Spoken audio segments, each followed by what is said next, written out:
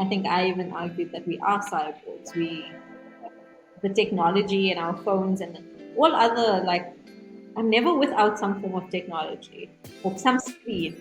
Like for me, it's either the phone, the tablet, the laptop, or the TV. I'm with one of four throughout the day, unless when I'm sleeping, you know.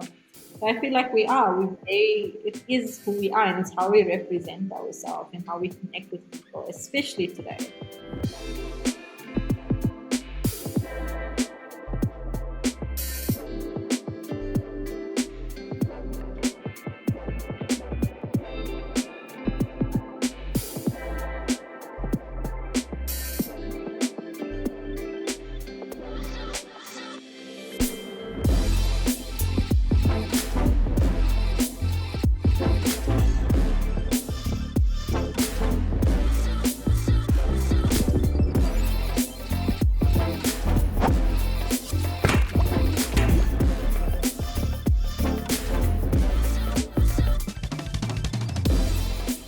Hello and welcome back to another episode of Edit Undo. This is episode 9 and the guest on the show we have for you today is Sabeeha Banubhai. She is a designer, developer and founder and entrepreneur of Jack Studios.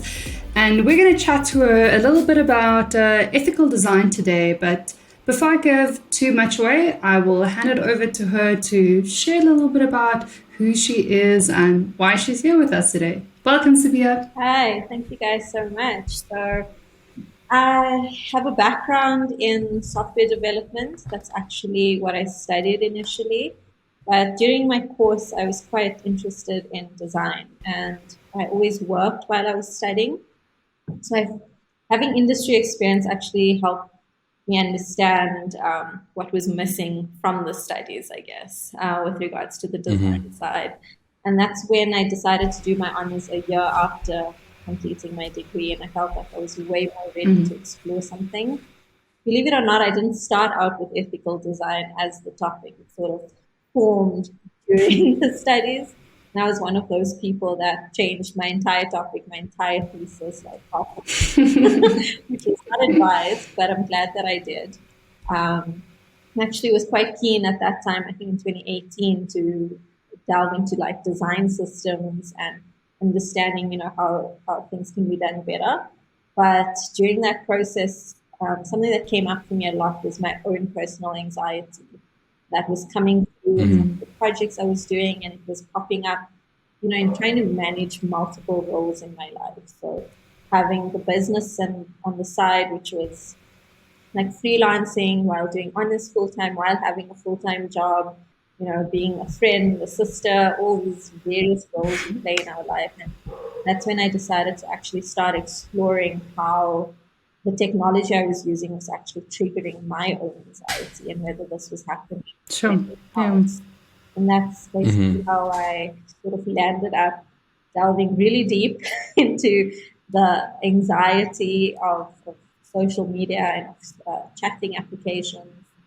Yeah, I think that's why we're here today, to see what everyone has to think about design. Yeah, and I think this is going to be an interesting discussion, just because it's sort of like a space where I think the three of us are kind of like natives. This is sort of like our shared discipline or skill set. But then at the same time, also each of us live on all of these digital platforms that we use. Yeah. And I mean, all three of us are humans as far as I'm aware. So I think aspects of it people will be able to relate to, but I guess we'll be able to bring a little bit of something extra to the table because of our backgrounds. And so, you've kind of given us a little bit of an introduction as to how you kind of came to your topic. But I think one of the things that's a little bit interesting, and based on like an area of interest for myself personally, was anxiety relating to these digital platforms of digital communication, and how anxiety actually shows up in social situations versus in digital situations. Because I have to say, I'm not a person who experiences social anxiety very much. I think I'm a person who thrives on social situations actually. So I mean, I remember when Steph and I were first thinking about doing this podcast together, right? And like we kind of did a test run, and at the end of it, I was feeling so amped, and I was like, I could do this forever. And then Steph was like, sure, I need a nap. And it just kind of like it really for me at that moment highlighted that two people can be in the same situation and experience the same thing, but takes very different things out of it. And when you're a person who is designing an app or a platform or any kind of experience, it's hard to actually take that into account. It's hard to actually think on both. On one hand, you sort of think for this side of kind of edge user, and then also need to think of the other edge user. And so I think one of the first things that I'd like to explore, and whether Steph or Sabeeha, if you've got something on this topic, is around this idea of physical spaces versus digital spaces, because our bodies have evolved over millions of years, and the way that we've evolved and the way our biology is geared is towards physical spaces because that's been our environments for so long. And then over the last 20, 30, 40 years, this new sort of heretical environment has kind of found its way into our space. And it's almost like our biology hasn't figured out how to deal with it yet. Yeah. So I don't know, are there any thoughts that immediately come to mind around that topic? Yeah, for me, that was, I think, the basis of a lot of my research was around trying to understand why things work in physical spaces that have not yet been translated to digital spaces. So one of the things I explored was chat applications, and specifically WhatsApp, for example, where we each have different versions of ourselves, depending on who we're with and where we are. Like the way you dress at home versus how you would dress at work or with family or for a certain occasion. None of that seems to change in the digital space. You still seem like the things you post, your profile picture, they might seem like small things or like status updates. A lot of that is not for everyone, or it's the version of you that only a certain person would know or a certain type of people. Yeah. And that's something I struggled with because, as I said, I was playing these different roles, especially the year when I was doing my honors, and it felt invasive to have my personal and professional life almost exist in the same digital space. Because on one hand, I was, having fun and going out because, you finally had enough money when you work and just start traveling and having like the proper social life. But while that's happening, your, clients, your freelance clients are actually, they're watching your status and then messaging you at like 10 o'clock at night with ideas that they have or, work that needs to get done. And for me, it was like, okay, then I started feeling anxious. Okay, I can't be online at that time, or I Yes. can't read the message. Because if you don't reply to their messages, immediately people get really upset. Like, oh, why are you blue ticking? So it was all those small nuanced things about existing in one digital space as different people that I don't know if it's been solved yet. Or if other people would feel that way. But I know I do. Talk to it. Yeah. And what you were saying, people can see you online. It's almost as if people associate your digital version of yourself to be synonymous with your physical self. So it makes it even harder to set up those boundaries. Speaking about boundaries, that's probably, one of the things that came out of your study, I'm sure, because I think this type of technology and how technology is moving, it's really forcing us to re-look at those boundaries. And those boundaries start in the physical world before they start in the digital world. Yeah, but do you guys feel like you've stopped wanting to allow certain people into that digital space? Like, if the client has my number these days, I want them to WhatsApp. So I don't make Absolutely. that as available to them all. I definitely I think it has like, I think especially over 20 end of 2020, I guess I had a little bit of a burnout and like sort of my crash. And as a result, I was like, okay, I need to step back from social media completely, like almost pretty much everything. For the first 3 weeks, I wasn't even on WhatsApp, like let alone everything else. I was like completely unreachable. And then I started to get back to, like, I reactivated my LinkedIn account. I started using WhatsApp again, but I never got back to Instagram. Like my account has been suspended for like a year or deactivated for like a year and a half now. And the thing that has surprised me the most is I think about my phone less. Like, because there are times even when I don't even look at my phone, but I think about it. I'm like, I wonder if, this person has posted that, or like, I've been waiting to hear about this person's album. I wonder if they've said anything. And, in a sense, you think that you're thinking about that specific piece of music, or you think that you're thinking about the album, but actually you're thinking about this platform, because essentially like the platform has created this like relationship with you, this sort of like symbiotic technology relationship. And it's not clear how much control we have over it.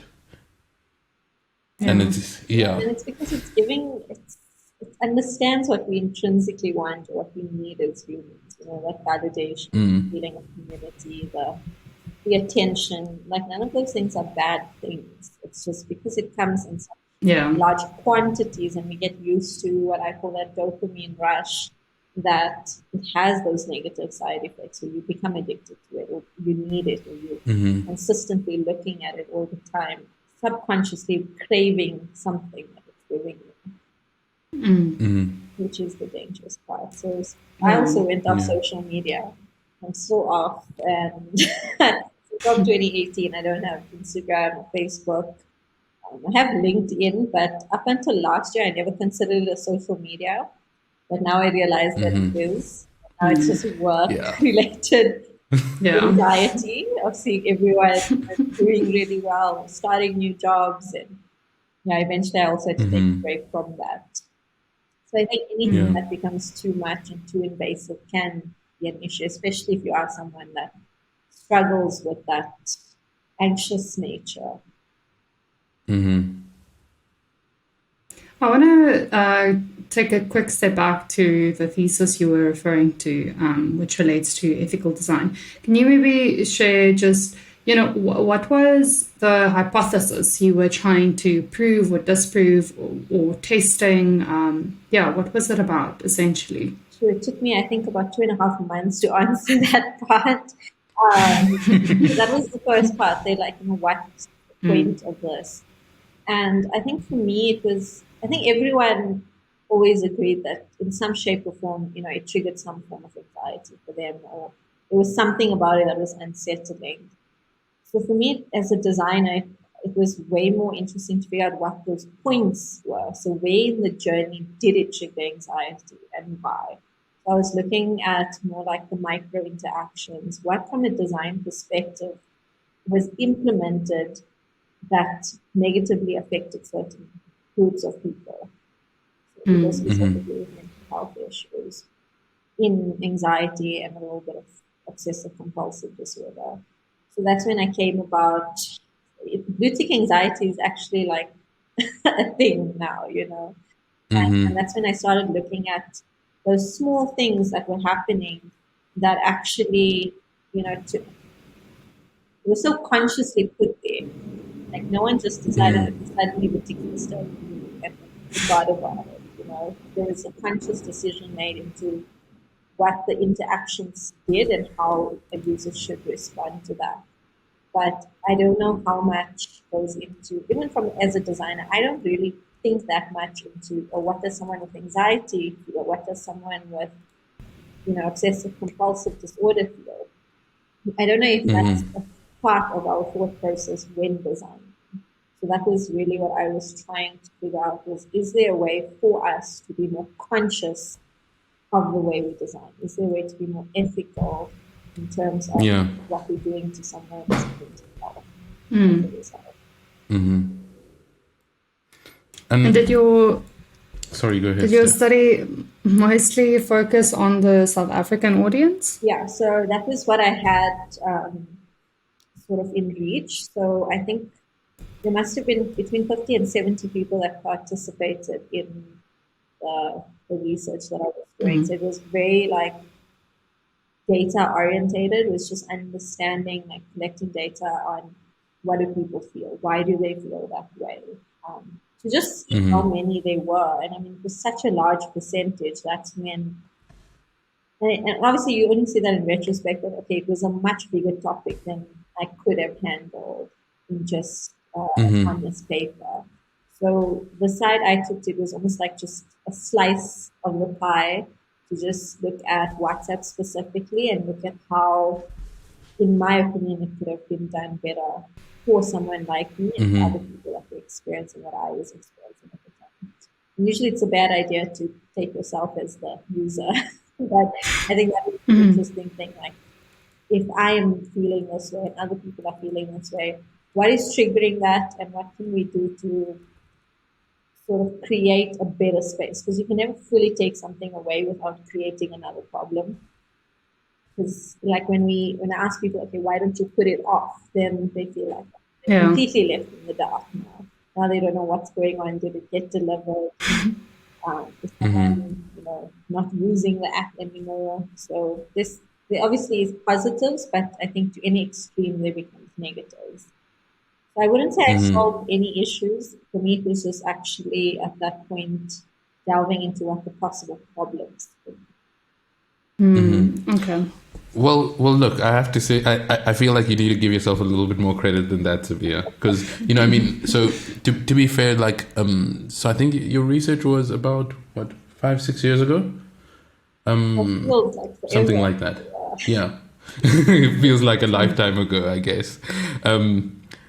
But I think a lot, and I mean, I've kind of been through that paper twice now, and quite a number of the things that you put there have actually been updates in WhatsApp since.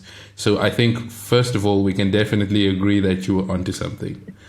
But I think for me, one of the ones that was the most pertinent or the most interesting, which I don't think has been like completely explored yet by WhatsApp, is the so there was this sort of like idea of as you mentioned earlier on, of kind of living as multiple people on a digital platform, your professional self, your family self, and your yourself as a friend, right? And you sort of had this idea of actually instantiating that as a feature in the platform. And for me, that I think was one of the most interesting. And I don't know if this is something that they've explored before, but I think especially because WhatsApp is so prolific, especially in South Africa and in many other countries, it seems like it would be a smart idea. Just because, when we think about our real life relationships, stepping back to the idea of digital environments versus physical environments, we're not the same person in our real life relationships. Like the way you speak to your friends is not the way you speak to your parents. It's not the same the way you speak to your significant other. And so I think there might be something valuable in sort of bringing that actually to life, or bringing that to the digital space. And then I remember when we first kind of started chatting in preparation for this podcast, we started talking a little bit specifically around family and family groups. Yeah. And I think that for me is one that's super interesting. And maybe before I put forward my anecdote, is there maybe anything specific that you've kind of picked up that's either different or maybe noteworthy about family groups, and like how they sort of surface themselves for you? Well, that for me was probably one of the bigger points of anxiety for me. Was I think any sort of group, so even work groups, but family groups specifically, because I feel like you never really know your family until you're on WhatsApp with them, and then you start realizing they have very specific beliefs and conspiracy theories and ways of communicating that if you just see them at a wedding, or especially like larger families. So I have 70 cousins just from my mom's side. So we Sure. don't Wow. all That's see big. each other often. And now we have a group. And there's this one older cousin that I actually grew up with that religiously every week posts about, like the COVID vaccine and all these memes and all these statistics and research that's been done about it. And I'm like, cool, it's okay if you don't want it and don't believe in it, but it's almost like subconsciously they're trying to force it down your throat. And I'm like, I'm vaccinated already. I can't take it out of my body, even if I change my mind on it.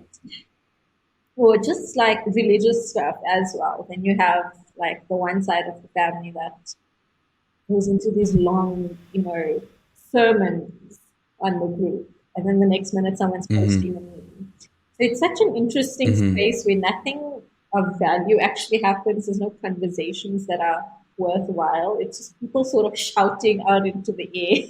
and then, It's very, very true. and Wow. there's subgroups talking about what's happening in the main group, which is interesting. Like some of the cousins would go into one group and then they, make their own plans and think, oh my God, have you seen what this one's posting? This one's father is at it again. And I felt the same happened with work groups or friend groups. There was always like the main group where no one actually said anything worthwhile. There was just some loud voices and then the mini subgroups, which is like having a group of friends or a group of family, and then you go to the side and like, talk about each other. Yeah, exactly. And I think that actually is very interesting. Like that idea that you mentioned about like, you'd never find like people in a conversation, for example, at a dinner table, like, somebody says something and then two people just whisper to each other, like talking about the person who just said something. Like in a physical environment, that would be so obviously improper to do and like rude. Yeah. But then when you're in this digital space, there are like different rules. There are no rules. I think that's the thing. Like you create Yeah. how you want to act and interact in those spaces. And I think for me, what was also fascinating was, the different platforms and then having different conversations with the same person in different platforms. And that's not even physically possible.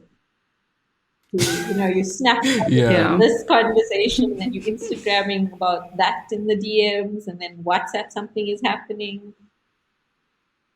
Yeah, and on that topic, that's probably my biggest pet peeve would be work WhatsApp groups. And it's almost like, there's so many casual work chat platforms now, if you think about Slack and Teams, which has normalized this quick messaging between colleagues. But one thing I don't know if you guys experience the same, but if I were to chat to a colleague on, let's say, Slack or Teams or Zoom or wherever you use your colleague platforms, the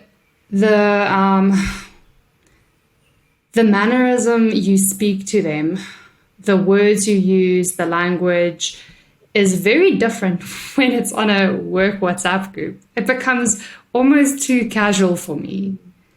It's almost like when I say they, I'm not referring to my specific colleagues, but I've observed this in friends as well, that it makes it okay to now ask for certain things if I'm asking it on the channel of WhatsApp versus a business request on a more official work platform. or people sending personal messages on a work WhatsApp group. My gosh. Like, oh, I don't know. And it's like, have they stopped? Like we have a rule in our team, like we all have preferred ways of being contacted. So, for example, I'm like, send me an email because that's how I'll get to it. If you call me, I'm going to have a panic attack if there wasn't a message telling me that you're going to call me. Just email me. Yeah. And then, a lot of them told me, you know what, please don't WhatsApp us. If you have any thoughts or ideas, just put it in a space where we can come back to it later. Because especially running my own business, that's something I got into a bad habit where sitting late at night and you're coming up with these things and then you just like forward it to the WhatsApp group, And it's 11 o'clock at night, like no one's going to interact with this. And then it almost creates this culture of, okay, it's okay to talk about work outside of work hours. Then put like a hard stop to. So we're like, okay, work Isn't here. it? And It's so strange. Like, would you have posted that same thing on another channel at 11 o'clock at probably night? not. Would you have? I'm not really going to like copy it, put it into an email, write an email to everyone. Like, it feels like it has to be way more thought out and well to give something to someone than sending them a link in a chat like, oh, go check this out. Yeah, like it changes your behavior a lot. So now I lock my phone at 9, so all the apps close, so that I also just stop myself from working at night or reading up about anything about work. Yeah. One thing, just a thing that came to my mind just now, I was just actually thinking about my dad. So my dad kind of is like, he has his own business and like, so he's a civil engineer, but then he also does like network marketing, right? And so for that reason, he has got like probably thousands of people on WhatsApp. Maybe hundreds, but possibly thousands. And one of the things that I find so strange is he's absolutely okay to have like 60 like unread messages. Like if you just scroll down on his phone, there's like that green number at each of the chats, and I'm just like, when I get a message on WhatsApp, I'm like, okay, like I can't leave it unread for like more than half a day. Half a day, I'm like, okay, I need to see what's going on here.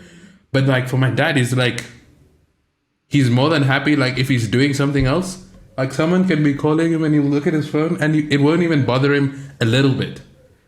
And I think it's because maybe he's a little bit more ingrained in the cultural norms that rule the physical environment. And so because the digital space is a little bit more foreign, it doesn't have as strong of an effect or as strong of a draw on him. And, you know, I mean, we've talked about it casually, but never really that directed. And I guess I wonder, like, and it'll be interesting to hear what you think, whether like there's a difference between how the generations actually are experiencing these two different environments. I'm pretty sure there's a massive difference. Like I take my mom, for example, that I think it was up until a year ago that she refused to even use like a phone, like a smartphone. She had my little pink BlackBerry that I used probably like in high school to contact her if we needed her. Otherwise, she's like, I'm at home, you know where I live. You can come visit. And if it's a phone call, it's like 1.5 minutes. Like we get to the point and move on. Up until recently, like she was like, "Where's the buttons on this phone?" And then like everyone's messaging, and there's so many messages, and now they're sending pictures, and there's like hearts and stuff. And how does she do that? But the evolution happens. So she got into it, and then she's like, "Oh no, but now I've learned how to send pictures, and now I can send emojis, and I don't know where they find stickers." I feel like it's that generation that has some access to the sticker pack. And I think they do adapt, but they don't conform.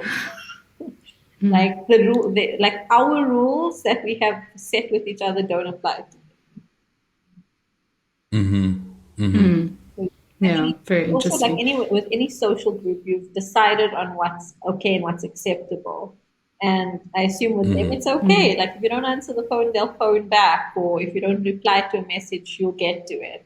Whereas us, and I think even younger than us, it's like, that's not okay. Why are you ignoring me? Why are you ghosting me? And that's what we've now determined as our rules for social interaction. Yeah. I guess we also feel like our digital selves are more synonymous than our physical selves. We see it, where, Alfie, the example you mentioned of your dad, I think that mental model that my digital version of myself, it's secondary. Which makes it a lot easier to detach. That's not me. It's detached from me. Where I think for us living in this space, growing up in this space, it made it a lot harder to detach from our digital selves and our physical selves. It's part of the primary self. It is. And I think that, I don't know if I explored it in the thesis, but it was part of the course where we looked at, the idea of a cyborg. And it felt foreign, like, okay, like you have technology on your body, or like something had to be replaced to be considered a cyborg. But I think I even argued that we are cyborgs. The technology and our phones and all other, like, I'm never without some form of technology or some screen. Like for me, it's either the phone, the tablet, the laptop, or the TV. I'm with one of four throughout the day, unless I'm sleeping. So I feel like we are. It is who we are, and it's how we represent ourselves and how we connect with people, especially today. Like I don't like Yeah. with COVID happening, everyone had to figure out a way to connect and build and maintain relationships online. And we had to adapt to that and to the rules that Yeah. we created within that space. I know your thesis was mostly about WhatsApp.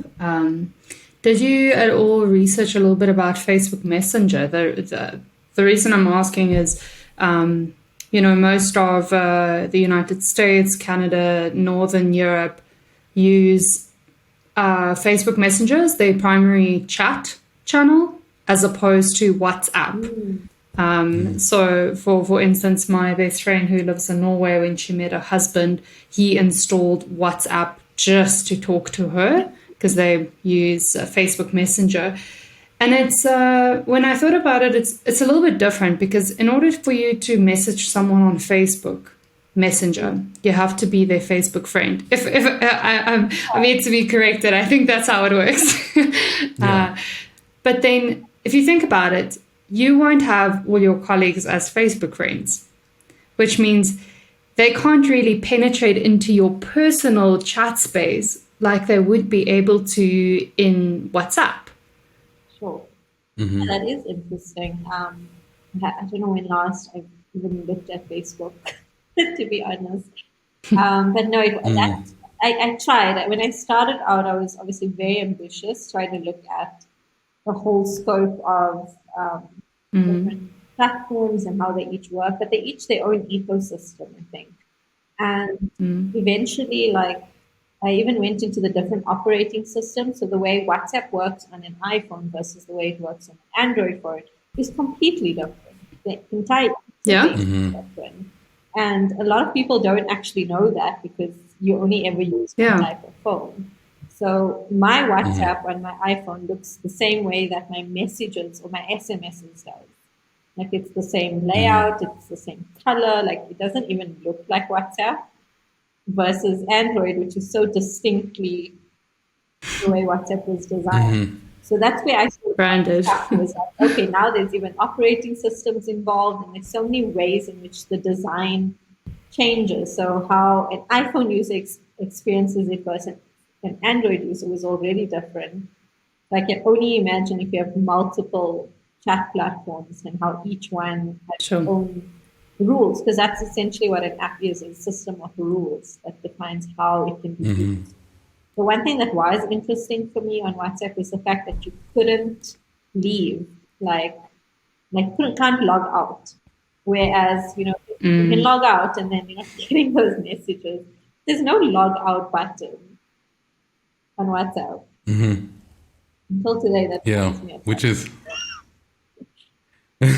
like and I think it makes you available.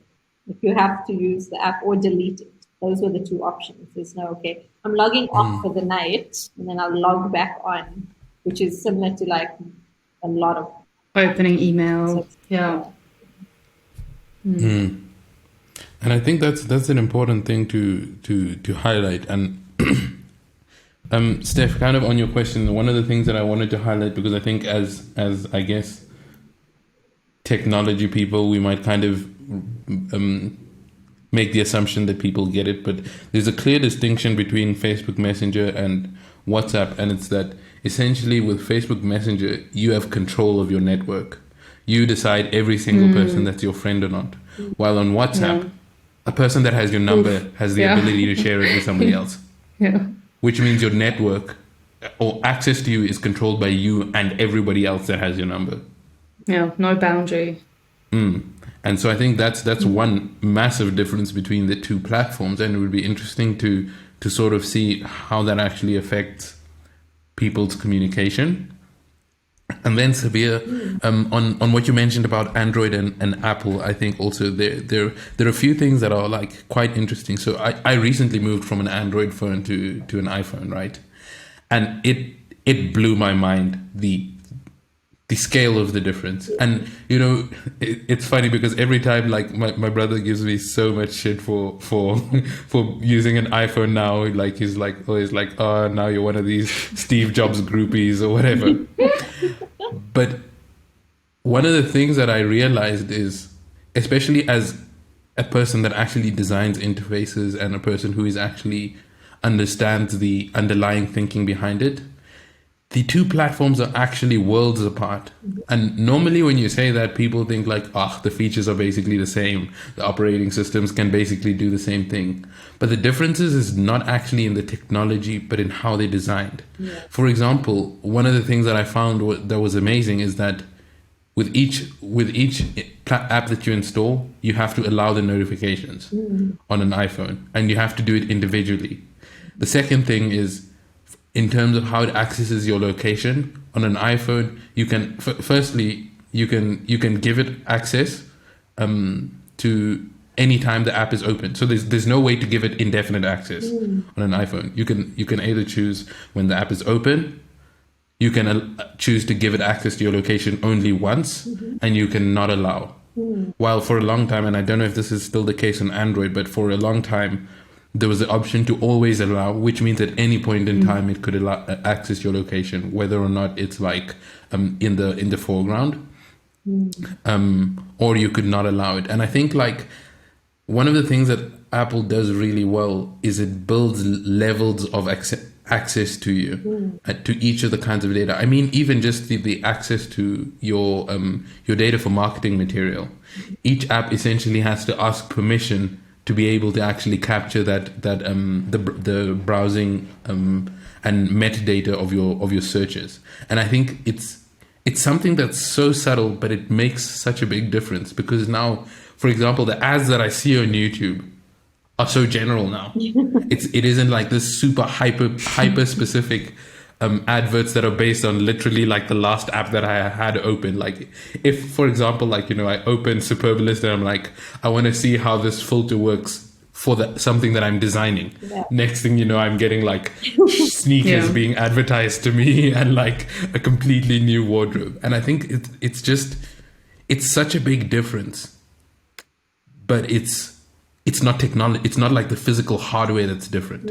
And I think that's one of the things, as maybe as a layperson, you might not actually pick up. And I just find it really interesting. Though, like, why aren't you paying for YouTube?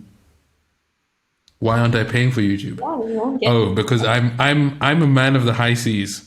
So on my computer I have ad blocks, which is technically not great for YouTube, but sorry YouTube. So I don't get any ads on YouTube. So on my phone I get ads because there's no ads there. Okay.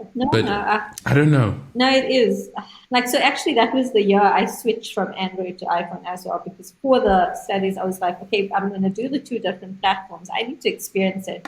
So my 2018 was me being a mad scientist on both, like having these two phones, trying this out, also all the social media at the same time, because what I was sort of theorizing was quite generic. So okay, I was looking at like Instagram and Facebook and all of that. So I went like full on into inducing my anxiety to say, okay, at which point am I feeling anxious? So, and that's why at the end of it, I was like, I'm done. I deleted everything. But that swap between Android and iOS was crazy. And I think the longer I stayed with iOS, I realized how much they've changed on an operating system that has affected all my apps. It was one of my solutions. Was towards the end, I realized that you have to have almost an overarching control of your phone instead of each app trying to have its own level of control. So I was also, what actually came out with iOS was the way I was sort of designing or conceptualizing how the operating system should allow you to manage your notifications. because that was obviously the highest trigger point, was that red dot and having notifications coming in and making sounds. So that was, and they implemented that, which was pretty cool. It's something I use still today. Like even now, just before the call started, it was like, hey, you've got this in your calendar. Do you want me to put your phone on like do not disturb mode? Yeah. Yes, please do that. You know, and it feels so obvious right now, but that didn't exist then. And it's understanding that your phone is an entire ecosystem that functions with each other. So and that's why I think also apps have realized that it's not about making 10 apps, it's about how do you integrate with the apps people are already using and make that a better experience.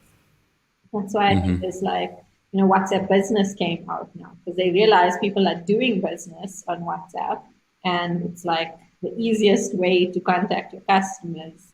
Why not just create a platform for you to do that through there? Which I think is pretty great. Yeah. And you're right, it is an ecosystem, especially if you're an iOS user, right? Then you have your watch, and you might have, I have an iPad, a watch, a laptop, and I recently sold my other laptop. So if my phone rang, it ran on 4 different platforms. If I got an email, all 4 would let me know I got an email. And, you know, I guess you can thank COVID a little bit as well for this rising trend of being more mindful and aware in the tech space with how we're using technology to not overexhaust ourselves, screen time, notification controls, and all that. And I don't know if you've seen, but iOS recently also enhanced their do not disturb state. So usually you would have your normal state and do not disturb. Now you actually have a focus state that you can put your phone on, and it will extend to your other devices. Or if you want to put it on sleep mode, or you can create your own custom mode to say this is focus time. For focus time, I still want to receive emails, but not phone calls and WhatsApps, for example. But the interesting thing for me was, and the do not disturb mode's been around quite some time. But if I've asked my circle of people on iOS, very few people actually utilize this, because we're now so used to not having boundaries in the tech space or in our digital space that now it's available.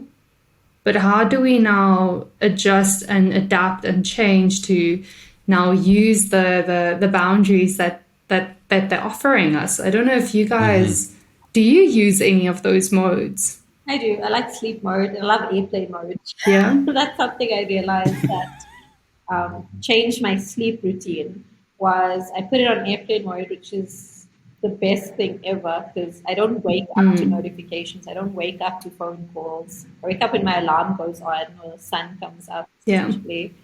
But I think a lot of times it's also a lot of effort, you know, to set things up. And some people just either don't want to, don't know it's there, don't care. I, for one, love settings. I want to go into you know, like even with notifications specifically, because everything felt very on or off when I was doing my thesis. Like there wasn't a personalization of settings, which I think has been the biggest change at this point. Because as you're saying, there's different points in your day where you need different types of notifications. And being able to set that up in a way that almost feels like it fits into your lifestyle, something I love doing and would love to become way more involved in. Like I'm happy for that, like technology to start taking control over those certain things. But I don't think a lot of people use a lot of the stuff that a phone offers. No, sadly. Yeah, it's like the phone is on, it's available now. And I think on that, I think part of it also is in our mind, it's not always like super explicit when you're in trying to get into that space of do not disturb. Like, you know, when you're designing an interface, you're like, when the user doesn't want to be disturbed, they will press the do not disturb button. But like in your day to day, it's kind of like, I feel like going for a walk. And that's really all that's at the surface of your mind. But in actual fact, it could be like, I need to clear my head and I need to get into a space where I can be alone. But that's not actually like the thought that goes through your mind. Or maybe like, you're like, I'm going to put on my earphones and just kind of listen to music so that all the people in this noisy coffee shop can just leave me alone. And so I think it's also because it's not completely obvious to us living in our own body when we actually need time off. And so one of the things that I have to admit was super interesting was like the way Do Not Disturb is linked to your sleep timer on my phone. That for me has been super interesting because it's almost like you can choose to keep yourself on like active mode. But if you don't do that, it automatically sets you to Do Not Disturb during your sleeping hours. And that for me has been quite interesting because I think it's getting to the point where I think Sabeeha or Steffi might have mentioned like where it almost is like up to the technology to start to almost help us control ourselves. Yes. Because it's clear that we are not really able to do it ourselves. Yeah, you don't. And there is this moral grey line. Oh, yeah. I think you have to opt in. I think at the end of the day, whatever is created, you need to like. I would opt in to it deciding when and when I shouldn't be receiving stuff. If it knows me, because I would also assume that it's going to take my whole life, which is on my phone, and come up with a way to understand what I want. I would hope we don't. I think when I was sort of arguing my thesis, it was like with regards to notifications that if I'm in a meeting, which is in my calendar that my phone knows, it also needs to be able to differentiate between like the importance of calls. So for example, if my mom is phoning, generally that's an important call. But then how does the phone distinguish between important and urgent? Because those were the two like types of things and notifications that didn't exist for me. Like if I'm sending a message, is this important or is it urgent? Like, do I need to attend to it now? Because that's how a notification comes up. I need attention now versus, okay, this is important, but you can get to it later. And I think once we can set up a system like that, because I think each person will need to define, if this phone call is a level of importance 8 out of a scale of 10, like whatever my overarching notifications are, let the call come through. Someone is probably super dying at the end of that. Or, if I'm in a meeting and all these other people phone, then don't let that come through. And I think they've started with that, with like, you have your favorites. Do not disturb, your favorites will still come through. Or a phone call will come through if someone has phoned more than once in a row.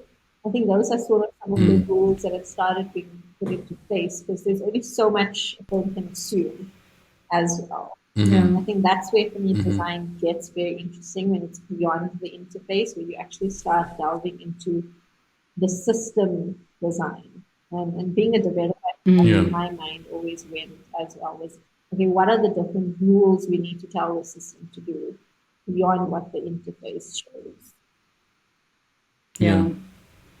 That's very interesting. It is interesting. I want to jump back to what Alfie said around it's almost like the technology needs to start helping us create those boundaries. And it's such an interesting space and time for us now in the product design space, because these are the things we need to start thinking about and really finding that balance, because it can feel invasive if you are going to enforce a boundary on someone, or if you're not doing it, how are you going to help them actually set up those boundaries? And I must say there's a few apps that are starting to do it more forcefully, but I would say the context obviously matters. If you've used CarPlay on your Apple device before, if you have CarPlay installed in your car, one thing, Spotify, even with an aux cable, I think Spotify, if you plug it into your car, the view completely changes. The interface changes to car view. which I really find that I didn't think was invasive, or it didn't make me feel uncomfortable. So I think it's as designers, developers, creators in the tech space, we have to be careful, but the context does matter and it can be helpful. Oh, sure. Like, and those are the things like I've always wondered about, texting and driving because we keep saying don't do it. It doesn't just stop people from using their phone while they're driving. So how do you, like for example, go into car mode to make certain things more accessible and easier to use while driving if you have to use it? Like when you Google Maps and like I'm in the car and I need to get somewhere and then while I'm there I'm like need to change direction and it's everybody takes you almost like have to stop, do what you need to do and Yeah. carry on. So context for sure, and then also starting to I think understand the integration into people's lives. Yeah. No, How, exactly right. It's when we started designing for the space, we thought about, okay, cool, we have desktop, now we have mobile, now something needs to be responsive. It's almost like there's now been another device or mode added. So we had desktop, tablet, mobile, and our car view kind of becomes a different responsive size, right? Because now if you want to use Google Maps on your phone, I would love if I open Google Maps and it can sense that I'm moving, which it should, because they have a gyroscope and gyrometer to see I'm moving, to just enlarge that damn search tab. yeah, So the touch target is bigger. Because, I forgot to put the address in before I started driving. So now I have to do it, and I'm feeling a bit shameful for using my phone while driving. So it's making it even more dangerous because now I'm putting my phone on my lap to yeah. don't want people in the car next to me seeing I'm using my phone, but I'm just using Google Maps. So it's almost like we have this extra responsive mode or device we have to start considering. And I'm pretty sure if we think 5 years ahead, there's going to be more of those I would coming I would along. hope that we stop referring to things just by the device, but by the context in which it's being used. As designers, also, we've gotten really tired of like, we need desktop designs, we need mobile designs. Like, what's next, because can we get past the base and get into like the next layer? For me, everything is in layers in life, and I want to like really get into how do you improve this? Because I also have this a lot with clients where they always want an app to do everything, like the Swiss Army knife. Whereas you take stuff like Google Maps or like Spotify, they do one thing and they just figure out how to consistently do it better for you to keep using it. And I think that's the part where a lot of products fail. They don't just keep getting better at what they do. They just keep adding more. They're like, oh, now you should be able to, access your wallet from here and now do payments from here and make your chat into like a whole e-commerce store, which is great if that's what is going to be an elevated experience for the customer that's using. But like I take Discovery, for example. I'm like, don't ever open that up because I don't know what it does other than everything really badly. Yeah. Like, every time I really go into it, it's like, okay, I want to redeem my points for Kauai because I don't want to buy my I don't think that's the purpose of the app. I'm pretty sure, Yeah, both is another. or just make sure you've reached your goal so I can stop paying for my damn Apple Watch. Exactly, So I Yeah. think our jobs as a whole will hopefully become a lot more interesting and way more Yeah. connected as we become way more connected to stuff. So I want to hold our feet to the fire a little bit because we're talking about all of these amazing things that technology should do. But if I really think about it, we are the people who need to make that change because the ball is essentially in our court. We Yeah. are the ones who spend the time talking to customers. We are the ones who need to do the research to actually inform this technology. And one of the things that I wanted to mention is like we see all of these things and we pick up these contexts. But then when I now think about like, how do I convince my business stakeholder who, let's say, and I like to think back to ABSA because like there's a very big difference between the typical banker and the typical designer. So those stereotypes kind of give a good contrast. Like, how do I, for example, convince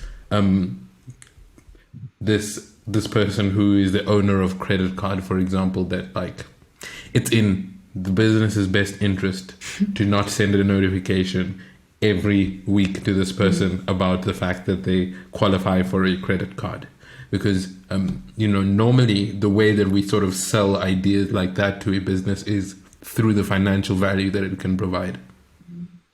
But we're not talking financials here.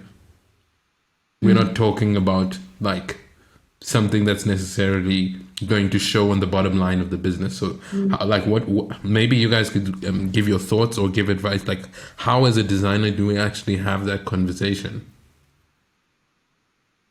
I think it's really hard in very established places because that model of customer value equals business value was never part of the foundation in the way of thinking, where in startups, scale-ups, it's a lot easier to convince people, to show people that customer value equals business value.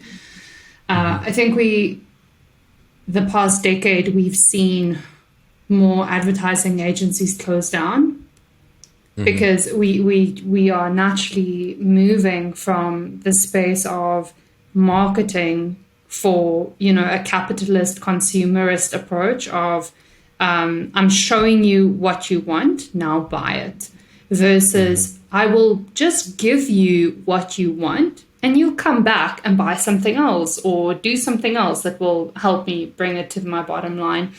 And I think it's very hard if you're working with businesses.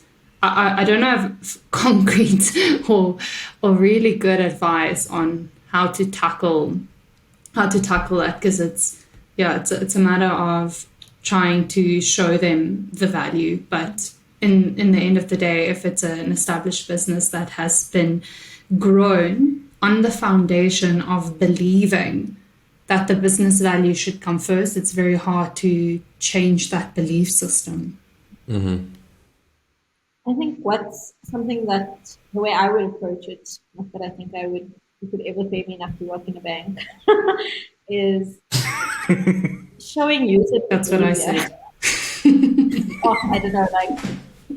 I don't know how you guys do. I do admire you, but also I think just my personality. I don't have the attention span to work on one thing or in one area. That's why I love having multiple clients. It's always fun to jump in between things.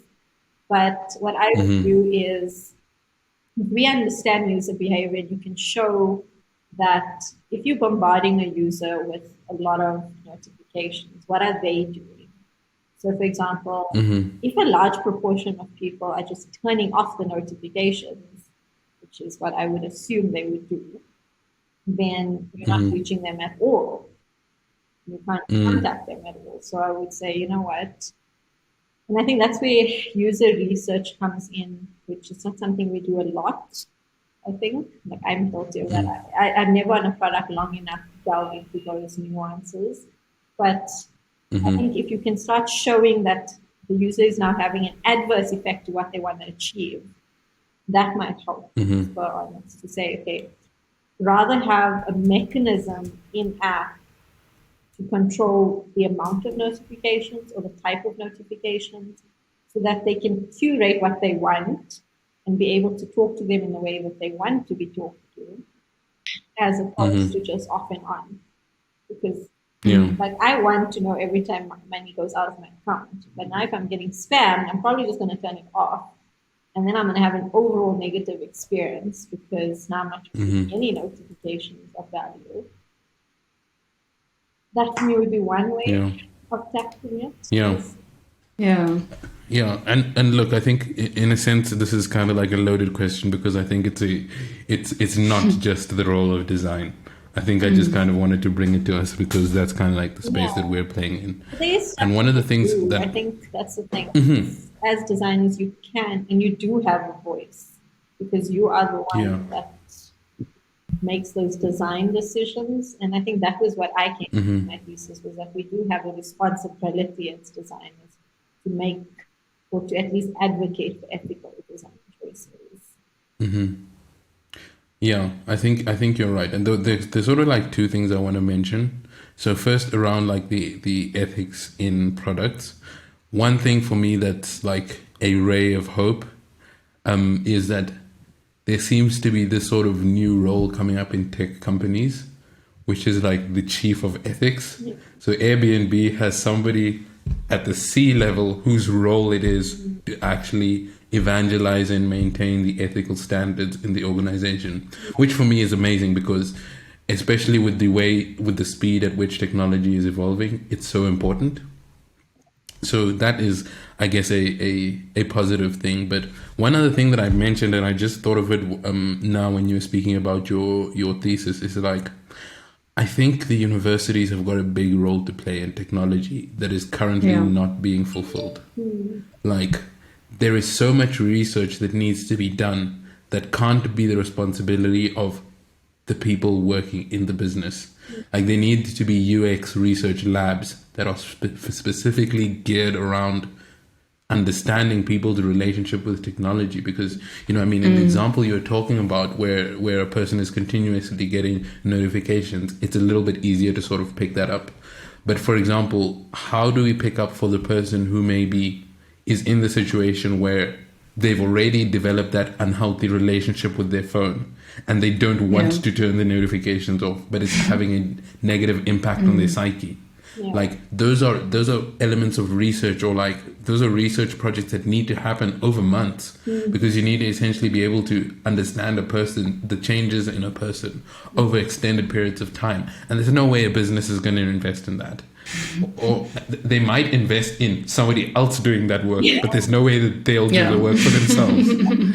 And that's where I think universities can really both do a service, but also start to provide more value to our society, because they have these people that are like very strong from the research perspective by the very fact that they are doing their PhDs or masters or honors or whatever. And I think if universities and businesses start to create stronger relationships, we can really start to make a dent in this problem. I think institutions as well, like creating businesses with business, is to understand this, because it's so new and it's changing so often. I feel like a lot of times we're just doing the best that we can to get through our own workings. It's a ton of responsibility to place on our young shoulders, I want to say. We can't take ownership of every single thing that happens as well, because it's 90% of the time out of our hands. And I think in time, and I do know that as technology grows, people and businesses will be created around understanding it. And I think it has. Like, if you take like the Nielsen Norman Group, it's their entire job to put out articles and maintain this database of knowledge for us to tap into about UI patterns and UX research methods. And I think as time goes on and as this becomes a more mature field, like the other fields that exist out there, we will have access to that knowledge and to make better decisions. Yeah. I mean, if you think of what medicine was like 5, 10, 15 years into medicine, they probably didn't know enough to be cutting into Exactly. Yeah. So I feel like that's where we at. We have a scalpel and we're cutting people now with the basic knowledge that we have, but hopefully for 50 years from now, those designers will be in a better position. And it's almost like you use the medical industry as a metaphor, and it's a good one if you think about cigarettes, how long it was, promoted and just seen as non-harmful. It took many, many years for the long-term damages to be very concrete and evidence before people started acting upon it. And sadly, I think that's going to be the same. We have to wait another few years for the bad, harmful side effects of non-ethical technology use to be so harmful and so visible. You know, it needs to be concrete for everyone to like global warming. You know, it has to be here right now. I don't know if you guys have seen the movie Don't Look Up, but it's basically the same concept. It has to be happening in front of you. You know, if I can't see it, I don't believe it, or that saying. And yeah, sadly, I think we're going to have to fail at it before we prioritize it. And for it to become something that's becomes legalized or Yeah. the legal system. Like, I think the one big Yeah. side is understanding that there needs to be a protection of personal information, for example. Yeah. So I think that Yeah. change happens over time. You know, there's nothing that's going to happen overnight, and we can talk. And I think talking is what will bring about the change. Being aware of what's wrong, even if we don't have the answers right now, I think it's at least a step forward for someone to lean back on and say, "Okay, at least they noticed something was going on." But 10 years Yeah. from now, maybe they'll have the answers that we don't. Yeah. Yeah. That's okay. I just was scratching my head there for a second. Anytime anybody mentions the government being involved in technological regulation, I just think about those Mark Zuckerberg what do you call it when you're Trial. speaking to the Senate? Courts. Yeah, that trial. And like the questions that they ask. I'm like, how are we ever gonna get those people to effectively regulate our technology?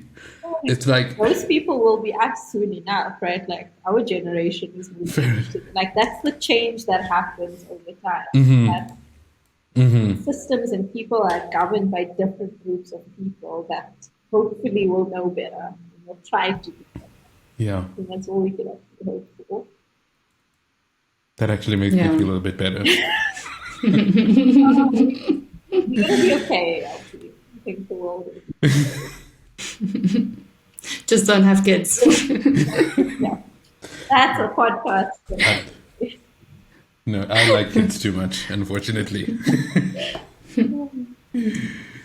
Sabeeha, you mentioned, the few boundaries you already have set, especially after your thesis, no social media, you're using some of the do not disturb and sleep modes. But generally, like Alfie said, we're all three in this tech space where unfortunately our job forces us to very much fully immerse ourselves into a lot of technology, either because we have to physically use it to create our work, or because it's a part of our expanding our skill sets or our knowledge about the industry and the space that we're working in research wise. How do you find balance working in this space? Oh, the one thing, confession I have to make is that I don't design nearly as much anymore.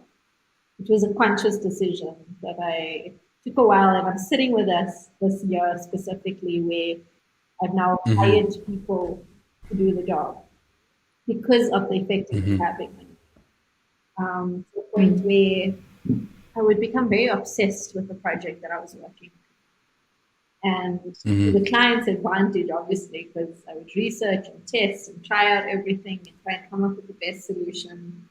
But I would be dreaming about it. I would be thinking about it consistently. And it really took over my life so much that I had to come to a point where I was like, okay, let me try not doing this and see if I'm okay, if it has any difference. And if I cannot explain who I was in December last year and who I am in February this year. Like Alfie, you saw me last year and now, and the anxiety is all the way down. The obsession, the compulsive thoughts, the need to keep up has decreased all the way down. But I'm sitting at a point now where I almost feel sad and like something is missing because I was so used to that for so long. It's almost like smoking cigarettes or being addicted to anything and choosing to have a life without it.